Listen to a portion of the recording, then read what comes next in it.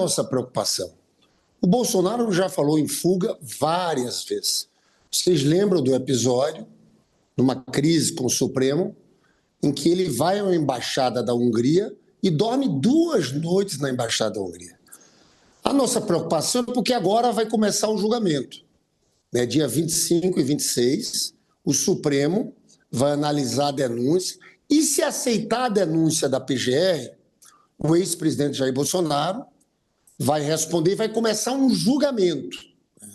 Esse julgamento, na minha avaliação, depois da fuga do Eduardo Bolsonaro, porque, veja, a gente foi pego de surpresa, porque nós estávamos numa luta para que o Eduardo Bolsonaro não virasse presidente da Comissão de Relações Exteriores.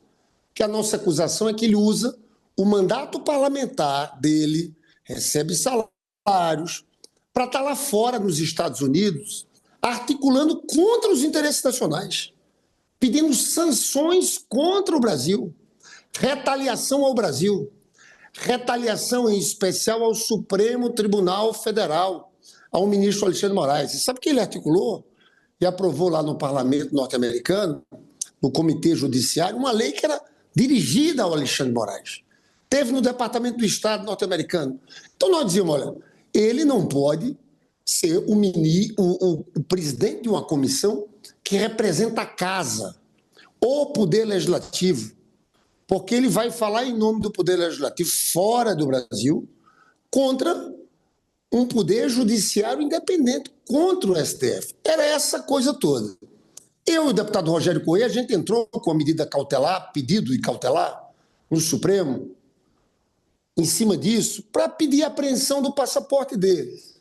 Você sabe que tinha um fundo, a questão jurídica para nós era uma questão importante e a gente tinha chance. Era um direito bom, eu diria.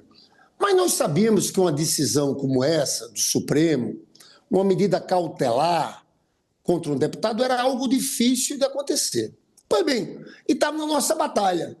Né? A eleição para presidente das comissões aconteceu ontem. Qual foi a nossa surpresa? Na terça-feira, ele meio desesperado, eu acho que ficou meio como um menino assustado, fugiu para os Estados Unidos, se dizendo vítima de uma perseguição, com a tese que aqui não tem uma democracia. Veja bem, se o filho dele toma uma posição como essa, que eu disse sempre, essa não foi uma das atitudes mais corajosas. É como se a gente tivesse batido o pé, não pode ser presidente, tem entrado com a medida cautelar que foi negada pelo Supremo. Ele já foi embora. Então, para nós, é importante que a gente olhe nesse momento de tensão, que vai começar o julgamento, primeiro impedir a aproximação do ex-presidente das embaixadas. Ele já entrou na embaixada da Hungria, vocês lembram? Foi filmado, gravado lá.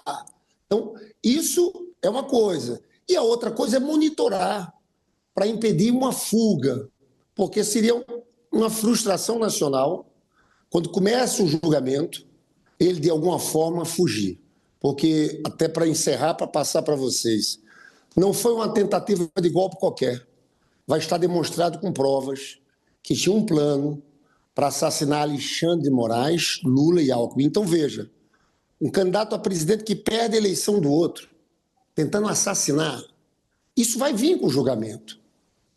Nas televisões, vai ter julgamento transmitido. Então, eu acho que as autoridades do Supremo têm que se precaver sobre a possibilidade de um planejamento de uma fuga do ex-presidente Jair Bolsonaro. Líder, ontem o Eduardo Bolsonaro, dos Estados Unidos, deu uma entrevista ao nosso âncora aqui, o Leandro Magalhães, do Arena, disse que pode nem ser candidato em 2026 e pode se afastar de maneira definitiva do cargo, do mandato de deputado federal.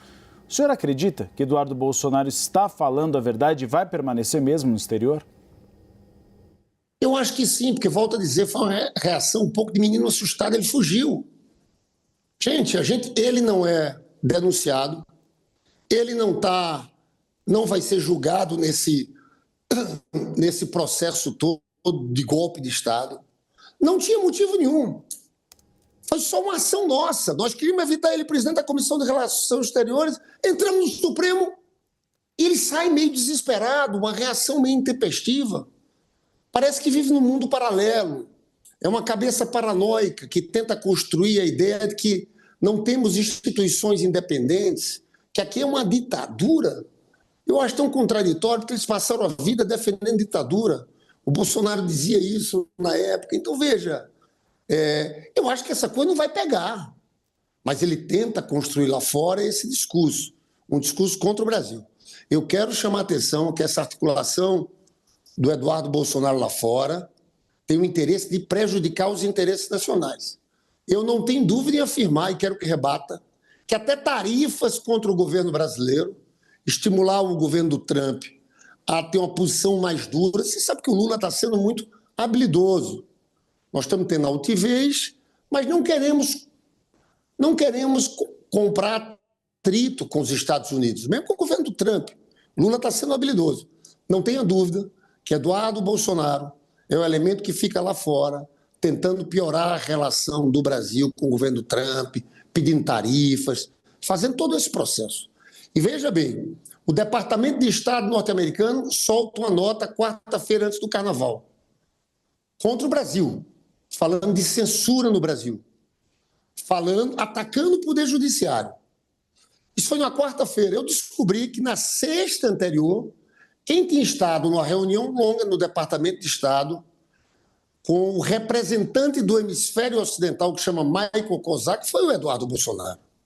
Então a política dele sempre foi e está sendo de jogar os Estados Unidos contra o Brasil, de querer dizer que aqui o Supremo... Tal. Então, veja, é muito grave, porque é como se ele botasse o boné do Faça América Grande novamente, que é o boné da turma do Trump, e abandonasse a bandeira brasileira. Por exemplo, eu quero me dirigir ao pessoal do agro. Essa turma vai concordar com tarifas sobre o agro, o etanol brasileiro? Nós vamos defender. Nós queremos defender os interesses nacionais. Eu acho que é uma situação de vulnerabilidade, tá? Eu acho que fica feio para ele, volto a dizer, não é um ato muito corajoso. Vai ser difícil sustentar essa tese que a gente vive uma ditadura aqui. Alexandre de Moraes nunca foi de esquerda, sabe que foi um ministro supremo indicado pelo Temer. Na época que ele foi indicado, foi logo depois daquele golpe contra Dilma. Eu lembro que quando ele foi indicado ao Supremo, até na sabatina, nós tínhamos dúvidas, né? Então, o Alexandre de Moraes não é essa pessoa. O Supremo tem independência de fato. Líder, só para a gente seguir aqui por outros assuntos, que eu ainda quero tocar no assunto PL da anistia. Antes da gente virar, já tem um pedido de deputadas do PSOL ao presidente da Câmara, Hugo Mota. Pedro Venceslau trouxe essa informação agora há pouco, para que o presidente anule a licença do deputado Eduardo Bolsonaro. O senhor concorda, apoia também esse pedido, acha que é o caso? Como é que o presidente da Câmara, na sua avaliação, tem que lidar com essa situação? Olha, eu estou primeiro querendo saber, porque agora, sabe que o Trump toma posse no dia 20 de janeiro. E a gente voltou aos trabalhos no dia 1º de fevereiro.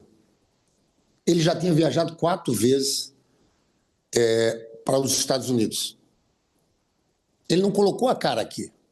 Eu estou pedindo também já saber quem pagou a passagem, se tem dinheiro público envolvido, como é que ele recebeu o salário de fevereiro se estava ausente aqui. Então, veja, eu acho que tem coisas que vão surgir aí. Eu acho que é impossível ele continuar como deputado. Acho que foi boa essas ações do PSOL, porque a licença tem um prazo. Ele não vai poder ficar com essa narrativa de que tem um golpe, aqui é uma ditadura, censura. Lá fora ele vai ter que renunciar ao mandato dele, né? Então, acho que vai vir muita coisa. Quanto ao PL da anistia, eu não quero dar respostas mais curtas a vocês agora. Hoje teve uma reunião, acabamos de sair do Colégio dos Líderes, de todos os líderes. O líder do PL, Sócrates, falou da anistia, né? Ao que eu me contrapus, porque eu disse, pouca gente sabe, mas o projeto de anistia que está na Câmara não é sobre 8 de janeiro. Sabe o que é? É anistia de tudo. Depois da eleição, no primeiro dia depois da eleição, até a promulgação da lei. Então, todo mundo que está preso, aquela operação Punhal Verde e Amarelo para assassinar Lula, Alckmin, que você limparia todo mundo, ou seja, é uma forma de livrar o Bolsonaro do julgamento que nem começou. Imagina você está pedindo anistia a pessoas em que nem foram julgadas. Então, eu acho que hoje, talvez o PL tenha se decepcionado, porque eu vi a manifestação no domingo, vi o líder Sorte dizendo o seguinte: nós vamos apresentar o requerimento de urgência da anistia. Não foi apresentado nenhum requerimento. Eu acho que depois daquela manifestação, isso aqui perdeu força, porque a manifestação foi esvaziada, e eu acho que isso repercutiu aqui, inclusive nos partidos do centro. Pedro Venceslau para participar da nossa entrevista, mas antes uma rápida pergunta. Sobre a reformulação do imposto de renda, há uma discussão sobre quem vai ser o relator. Tanto o PT tem nome, como o Centrão também. O senhor defende que seja um nome da esquerda ou um nome de centro? Há uma argumentação que o nome de centro poderia negociar melhor, tanto com a direita como com a esquerda. Olha, na verdade, é indiferente, pode ser do PT ou do centro, mas tem que ser alguém que tenha muita credibilidade, circulação pela casa. Porque, veja, eu estou vendo muitos ataques, essa proposta do presidente Lula vai mudar a vida de muita gente. Nós vamos ter isenção até R$5 mil e nós vamos diminuir o imposto entre R$5 mil e R$7 mil. Já tem 10 milhões de pessoas beneficiadas, vão ser 20 milhões de pessoas. Tem uma torcida no Brasil, eu vejo os índices na pesquisa. Só que aí entra o debate, que tem que ter neutralidade fiscal. Não pode criar um custo como esse sem dizer de onde sai o dinheiro. Tem uma coisa que a gente não abre mão, que é muito importante, e que nas nossas pesquisas é tão popular quanto as pessoas deixarem de pagar o imposto de renda. Sabe o que é? A justiça tributária. Porque o que é que a gente está dando em contrapartida a isso? 144 mil pessoas, um número pequeno, não é 1% da população, nem 0,1%, é 0,06% da população, que paga menos de 10% de imposto de renda, passaria a pagar 10%. Olha, uma professora de uma rede municipal, professor de qualquer município do país, que ganha R$ 5.500, ela paga 27,5%. Não é justo um diretor de um banco que recebe 2 milhões por mês pagar zero. E aqui no Brasil tem isenção de tributo para distribuição de lucros e dividendos. Então o que o governo está fazendo? Quem não paga vai chegar a 10%. Você veja que não é nenhuma proposta, vai continuar pagando menos do que uma parcela da população que paga 27,5%. Então, tem uma coisa que para a gente é inegociável. É que a gente quer fazer justiça tributária. A gente quer isentar, mas não quer isentar tirando do Bolsa Família, como alguns estão falando. A gente quer isentar, tornando o nosso sistema mais justo. Sabe quanto é a cobrança de imposto de renda, Uribe, Tainá, nos Estados Unidos? Quase 40%. Na Alemanha, 55%, então a gente está cobrando 10%. Eu acho que não ficaria legal para o Congresso, num momento como esse, dar isenção, mas tentar achar alguma forma de corrigir, ficar parecendo que o Congresso está ali defendendo os muito ricos. Volto a dizer, são 144 mil pessoas que não vão ser taxados de forma absurda, que representam 0,06% da população. Pedro Venceslau está com a gente também, é líder, e tem uma pergunta. Contigo, Pedro. Boa tarde, deputado. O deputado Rogério Correia, que é vice-líder do governo, vai assumir a Comissão de Finanças e Tributação. E ele me disse que uma das ideias é pegar o projeto de isenção do imposto de renda para quem ganha até R$5 mil e pedir para que ele seja analisado junto com outro, que é o plano de revisão das renúncias fiscais apresentado pelo Paulo Guedes no início da gestão Jair Bolsonaro. O que o senhor acha dessa ideia? É uma maneira de tentar dar um truco na oposição? Olha, o primeiro deputado Rogério Correia é um dos melhores deputados do PT, eu fiquei muito feliz. E a gente indicou para estar nessa comissão tão importante. Mas o fato é que não sabemos nem o rito para aprovação dessa isenção de imposto de renda. Pode seguir o rito das comissões, de passar pela Comissão de Finanças, que ele preside, CCJ, ou pode, talvez, ser criada uma comissão especial para discutir esse tema. Agora, o deputado Rogério coloca um outro assunto, que eu acho que ele tem razão, e o presidente Hugo Mota tem falado muito sobre ele, que é um outro tema, que é um corte linear das desonerações. Nós temos muita desoneração no país, os benefícios tributários ultrapassam 540 bilhões. Então, se você der um corte de 10%, o presidente Hugo tinha falado nisso, o Rogério é autor de uma emenda naquela votação do ajuste no final do ano comigo, em que falava da mesma coisa. Se a gente cortar 10% das desonerações, a gente vai dar dando um alívio fiscal para o governo. É uma medida de responsabilidade fiscal. Agora, creio que o Rogério não está falando, e não é a nossa posição, de substituir isso pela tributação dos muito ricos. Não faz sentido. E a gente vai insistir, a gente quer comprar esse debate na opinião pública. Esse é um debate bom para a gente.